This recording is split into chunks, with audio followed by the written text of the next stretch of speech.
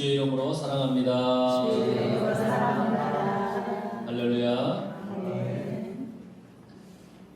누가복음을 시작한 지 2년이 좀 넘었는데 오늘 이제 누가복음 마지막 부분에 이제 와 있습니다.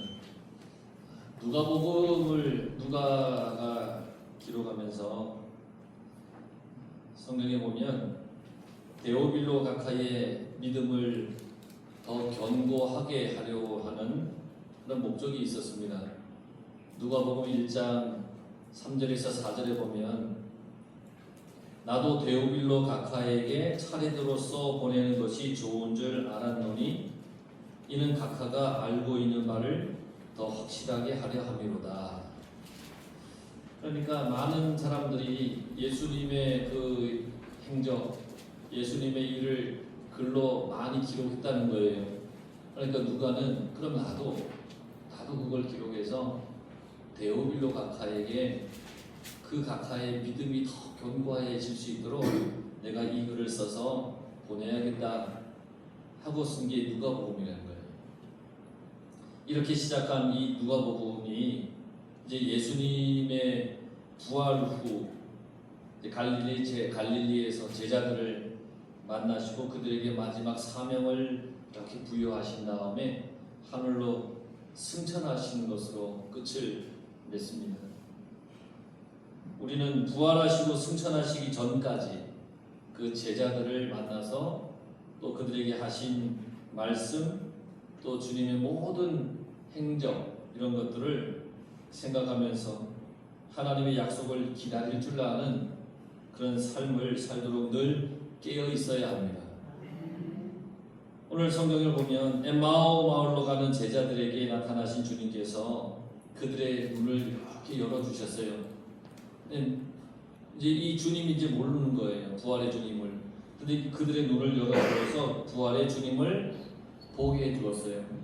그래서 절망과 시리에 빠져서 힘없이 그렇게 걸어가는 제자들에게 부활의 주님께서 그들 앞에 나타나셔서 다시금 소망과 또 희망의 말씀을 주셨습니다. 그래서 부활은 우리에게 희망이요 소망이라는 것입니다. 영원한 생명을 주시는 영원한 승리, 이게 바로 부활이라는 것입니다. 주님의 부활을 깨달은 제자들이 이제 이 희망과 소망을 안고 예루살렘으로 돌아갔습니다. 그것에 모인 제자들과 사람들이 말하기를 주님께서 살아나셔서 시몬에게 보여주셨다. 살아나신 주님을 시몬에게 베드로에게 보여주셨다는 겁니다. 그러니까 이 말을 듣고 이때 엠마오에서 이제 예루살렘으로 간 이 제자들이 이 사람들이 자기들도 예수님의 살아나셨다라는 것을 직접 보았다. 이렇게 전했습니다. 그때 이 두 제자가 엠마오에서 왔던 두 제자가 우리도 예수님을 보았다 라고 그렇게 이야기를 할 때 주님께서는 그 예루살렘에 모여있는 제자들 앞에 부활의 주님이 다 나타나셨습니다. 그리고는 그들에게 제일 먼저 하신 말씀이 뭐냐? 오늘 36절에 너희에게 평강이 있을지어다. 너희에게 평강이 있을지어다. 그 왜 평강이 있을 것이 있어야 한다, 있어라 이렇게 말씀하셨느냐? 지금 이들에게는요 평강이, 안정이 제일 중요합니다. 두려움을 이겨야 됩니다. 왜냐하면 혼란스럽습니다. 예수님이 부활하셨다는 것을 본 사람도 있고요, 이야기하고 직접 만났다는 사람도 있고요. 그런데 자기들 앞에 떡하니 지금 부활의 주님이 나타나신 거예요. 그러니까 좋기도 하겠지만 정말 여러 가지 마음이 교차할 거예요. 그래서 주님은 그들의 마음이 먼저 평강이 임하기를 그렇게 바랬습니다. 그런데 잘 보세요. 주님은 그들에게 평강이 있을지어다 라고 말씀하셨잖아요. 근데 제자들의 반응이 어땠냐면 37절에 그들이 놀라고 무서워하여 그 보는 것을 영으로 생각하는지라. 그러니까 주님은 그들 앞에 나타나서 평강을 주시는데 그들은 오히려 평강을 주시는 주님을 보면서 그 주님이 유령이라고 생각합니다. 놀라면서 유령이라고 생각했다. 그래서 무서워했어요. 무서워했어요. 자기들에게 진정으로 필요한 걸 주었어요. 마음의 평강, 안정을 이렇게 주님이 있어라 하고 주셨는데 그걸 받기는커녕 지금 평강을 주시는 주님을 그들이 뭐라고 착각하면서 쳐다보고 있냐면 유령이야? 이러면서 쳐다보고 있었다는 거예요. 그들은 예수님께서 죽었다는 것을 알고 있었기 때문에 지금 자기들 앞에 나타난 이 사람이 예수님이 아니라 유령이라고 생각한 거예요. 그러니까 아직도 예수님의 부활을 본 사람도 있지만 그걸 목격하지 못했거나 체험하지 못한 사람은 아직도 자기들 앞에 나타난 그 부활의 주님을 깨닫지 못하고 있다는 거예요. 그래서 주님께서 부활하신 자신의 몸을 보여주시면서 38절에 어찌하여 두려워하며 어찌하여 마음에 의심이 일어나느냐 라고 그렇게 말씀하셨어요. 어찌해서 두려워하냐? 어째서 의심하느냐? 두려워하는 것은 자기들 앞에 나타난 것이 유령이라고 생각했기 때문에 두려워하는 마음을 지적하신 것이고, 왜 의심하느냐라고 말씀하신 것은 설마 죽은 자가 살아났을까 하는 그런 마음을 품고 있는 그들을 여전히 주님께서는 너희들 왜 그런 마음을 가지고 아직까지 있느냐라고 말씀하시는 거예요. 주님의 말씀을 그렇게 들었으면서도 얼마나 많이 들었어요. 부활의 주님에 대해서. 그런데 여전히 부활을 의심하고 있는 그들에게 너희들 어째서 마음에 의심해? 하고 주님이 지금 말씀하고 계십니다. 우리의 신앙에 꼭 의심이라는 것이 자리를 잡고 있지 않은가? 여러분 신앙생활을 하는데 나 예수님 믿습니다. 십자가와 부활의 주님을 믿습니다. 라고 우리는 분명히 고백하며 사는데 가끔은 아니면 때때로 그것이 의심이 되진 않는가? 오병이어의 기적을 일으키셨다는데 그걸 믿어야 되는데 어떻게 물고기 2마리랑 보리떡 5개를 가지고 5,000명을 먹였다고? 그럴 수 있어? 그러니까 혹 어떤 사람은 어린아이가 도시락을 이렇게 빼내니까 그제서야 부끄러워 자기들의 도시락을 주섬주섬 빼내어서 먹었더니 그렇게 되었다라고 의심하며 말하는 사람도 있고요. 홍해를 건너는 것을 우리는 믿죠. 하나님의 역사로 홍해를 이스라엘 백성들이 건넌 걸 여러분 믿으시죠?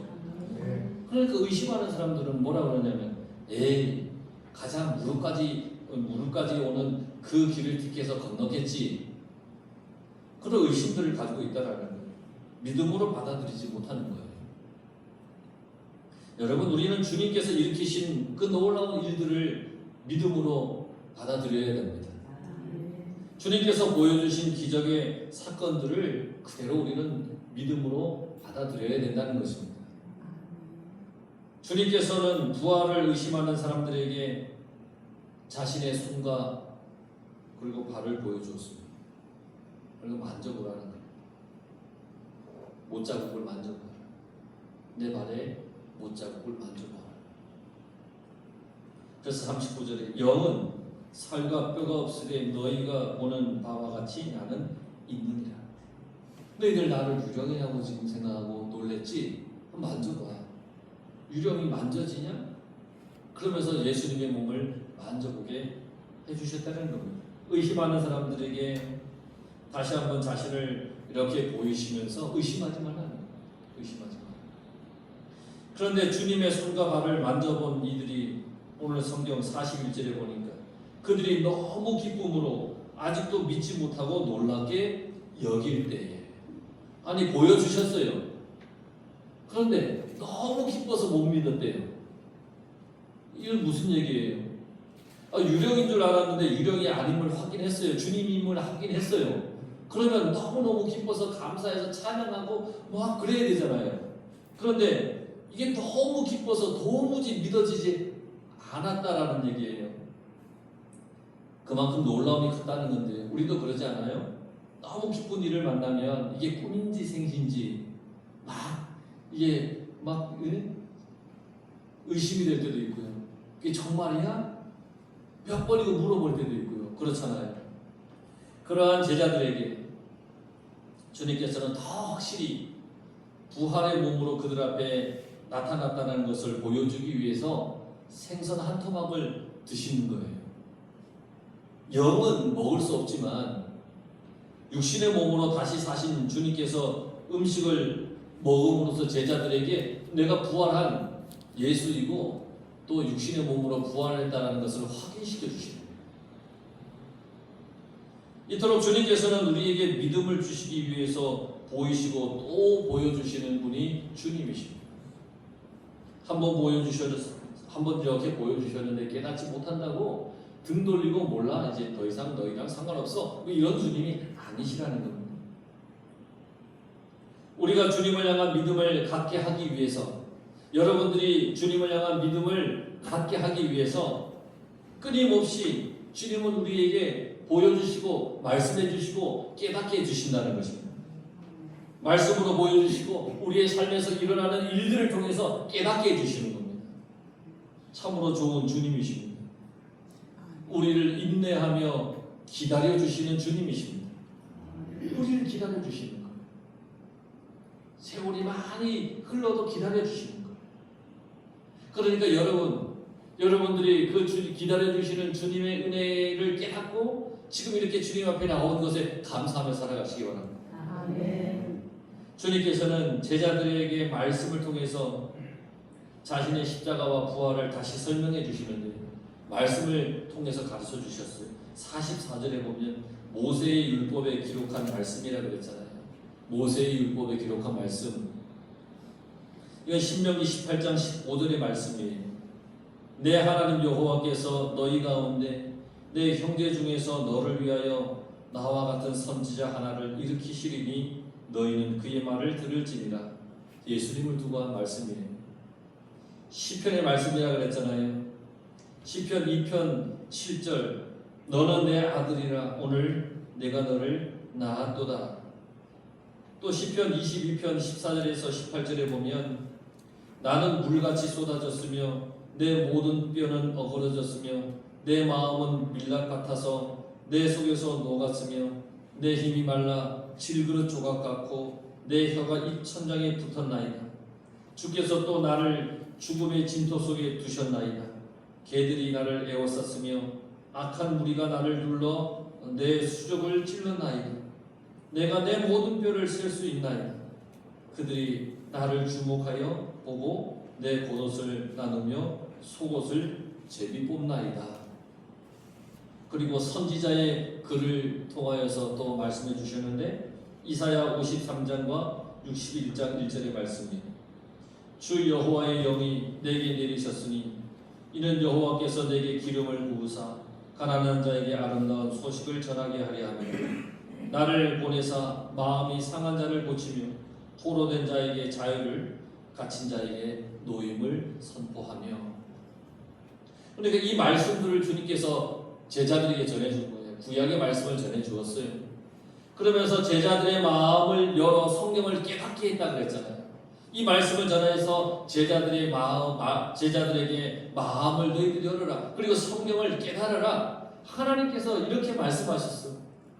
이게 바로 나이고 내가 그 말씀대로 부활하였고 그리고 내가 하늘에 가서 너희를 위해 성령을 보내줄 거야. 이렇게 말씀해 주시는 거예요. 제자들이 그러니까 어때요? 스스로 마음을 연 게 아니라 주님께서 그들의 마음을 열게 해주셨다는 겁니다.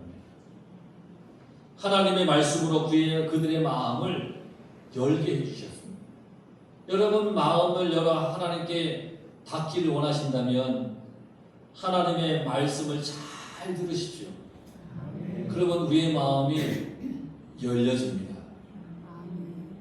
그렇다면 우리가 하나님을 향하여 마음을 여는 것은 내가 스스로 하는 것이 아니라는 얘기입니다. 내가 하나님을 향하여 마음을 열 수 있도록 하나님께서 도와주시는 겁니다. 그러니까 도와주시니까 내가 마음을 열 수 있는 겁니다. 근데 우리는 어떨 때는 내가 노력해서 열었지 그렇게 생각할 수 있지만 그렇지 않아요. 하나님께서 도와주시니까 내 마음을 열 수 있는 거예요. 그래서 신앙은 내가 중심이 아니에요. 신앙은 하나님이 중심이에요.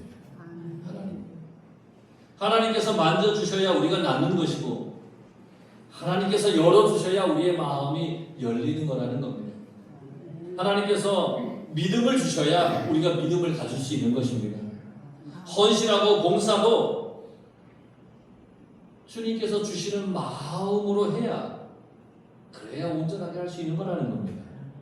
내가 하는 건데 뭐 하는 내가가 나타나면 안 되는 겁니다. 그래 주님께서 내게 이런 마음을 주셨지 하고 해야 온전하게 할 수 있다는 것입니다. 그러니까 믿음은 혼자가 아닙니다. 하나님께서 주시는 겁니다. 선물로 주시는 겁니다. 믿음. 그러니까 나의 마음이 열리기를 하나님께 기도하시길 바랍니다. 자기 스스로 노력하면 하나님을 향하여 마음이 열릴 거라 착각해서는 안 됩니다. 예수님의 제자들도요 3년을 예수님을 쫓아다녔습니다. 얼마나 많은 기적들을 보았을까요? 얼마나 많은 일들을 그들이 겪었어요. 그런데 그 제자들도 부활의 주님 앞에서는 믿음이 없었어요.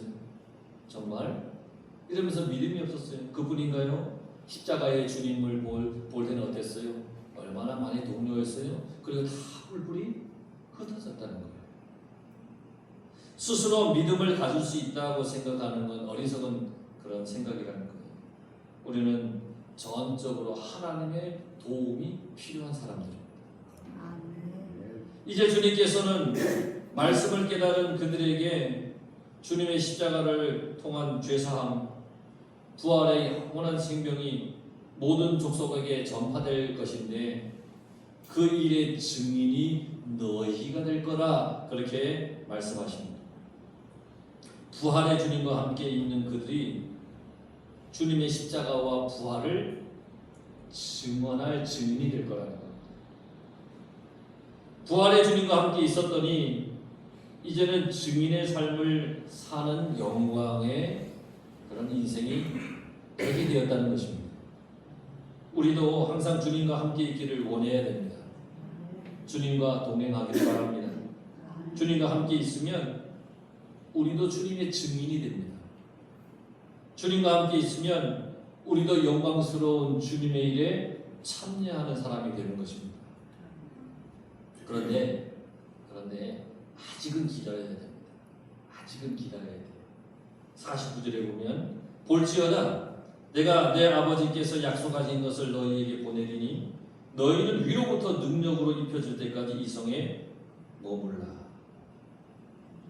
하늘로부터 능력이 임할 때까지 머물라는 겁니다. 하늘로부터 능력이 내려올 텐데 그때까지 머물라는 겁니다. 이 말씀은 하나님의 때를 기다리고 있으라는 것입니다. 하나님의 때를 기다려라. 왜 이 말씀을 하셨을까요? 지금 제자들은 막 흥분해 있습니다. 막 흥분해 있습니다. 놀라운 일에 지금 막 들떠 있습니다. 십자가에서 예수님이 죽은 걸 확인했습니다. 무덤에 장사한 걸 압니다. 그런데 그 주님이 육신의 몸을 입고 다시 부활해서 지금 자기들 앞에 나타나 있는 겁니다. 절망이 아니라 이제 희망과 사명감에 고치되어 있어요. 그래서 자칫 잘못하면 자기의 기분에 따라서 성급하게 하나님의 뜻과는 상관없이 자기의 의를 내세울 수도 있어요. 주님의 뜻을 따라 십자가와 부활을 전해야 되는데 야 나는 십자가의 주님과 부활의 주님을 본 사람이야. 내가 이런 사람이야. 이러면서 자기 자랑에 빠질 수 있는 그런 위험이 그들 앞에 딱하니 놓여 있는 겁니다. 그걸 잘 아는 주님께서 그들에게 차분히 기다릴 것을 명령하시는 겁니다. 하나님께서 약속하신 것이 임할 텐데 그걸 기다리라는 겁니다. 그걸 기다려서 그걸 받아야 된다는 겁니다. 그걸 받지 않으면 안 된다는 겁니다. 그게 바로 성령입니다. 성령. 성령이 임해야 자기 자랑에 빠지지 않을 수 있습니다. 성령 충만을 받아서 간증도 하고 집회도 다니는 사람들이 하루아침에 이상해지는 경우를 종종 보게 됩니다.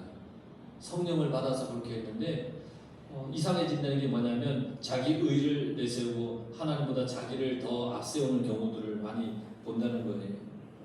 성령을 받은 사람도 자칫 잘못하면 자기 자랑과 자기 의에 빠지기가 쉬운데 성령을 받지 않으면 불보듯 뻔하지 않겠습니까? 우리가 신앙생활을 온전히 잘하기 위해서는요, 기다려야 됩니다. 기다려야 됩니다. 성령을 받기를 기다려야 됩니다. 성령을 사모해야 합니다. 성령님, 내게 임하여 주시옵소서. 주님께서 초대교회 제자들에게 성령을 기다리라 그렇게 말씀하셨습니다. 우리도 성령을 기다리고 사모해야 됩니다.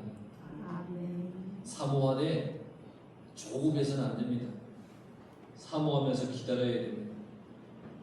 성령은 사모하는 자에게 준다라고 말씀하셨으니까 여러분 성령을 사모하면서 기다리시기 바랍니다. 성령이 내 속에 임하기를 간절히 바랍니다. 이러면서 기다리는 거예요. 부활의 주님을 만났고 주님으로부터 뭘 해야 할지를 들은 그 제자들이 보는 앞에서 주님은 하늘로 승천하셨습니다.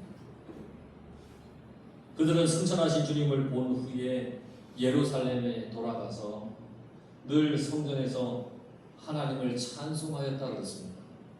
이 기다려야 되니까 하나님께서 주시겠다고 했던 것을 기다려야 되니까 성전에서 늘 찬송하며 기다렸다는 거예요. 성령을 기다리며 하나님을 찬송했어요. 넉넉히 그렇게 기다린 게 아니에요. 성령을 받기 위해서 하나님을 찬송했다고 그랬어요. 이 얘기는 하나님께 집중했다. 하나님께만 집중했다는 거예요. 더 이상 뿔뿔이 흩어지지 않았어요. 절망하지도 않았어요. 여러분, 내가 성령을 원한다면, 성령을 받기를 원한다면 하나님께 집중해야 합니다. 우리는 하나님께 집중해야 됩니다. 기도로, 찬송으로, 말씀으로 하나님께 집중해야 됩니다. 하나님을 찬양하며 하나님만 내 삶의 중심에 두어야 됩니다. 교회의 중심, 예배 중심으로 살아야 됩니다. 교회 중심, 예배 중심. 그러니까 여러분, 예배 때문에 다른 곳에 빠져야지, 다른 곳에 가려고 예배를 빠져서는 안 된다는 겁니다. 우리는 명심해야 됩니다. 제자들은 더 이상 세상으로 도망가지 않았습니다. 성전에서 하나님을 찬송했습니다. 우리는 신앙을 가지고 있습니다. 이 신앙은 기다리는 신앙입니다. 하나님께서 우리에게 오시기를 기다리고 우리를 향하신 그 뜻이 이루어지기를 기다리는 사람들입니다. 우리는 그런 사람들입니다. 그 기다림의 중심에는 하나님을 향한 간절함이 있어야 된다는 겁니다. 우리 성도들 모두가 하나님의 약속인 성령을 기다리며 하나님 중심의 삶을 살아가기를 간절히 바랍니다. 성령이 임해서 놀라운 하나님의 증인이 다 되십시오. 세상을 향하여 주님의 복음을 담대히 전하는 그러한 여러분들이 되십시오. 복된 하나님의 사명자가 다 되시길 바랍니다. 누가 복음을 마칩니다. 기도하겠습니다.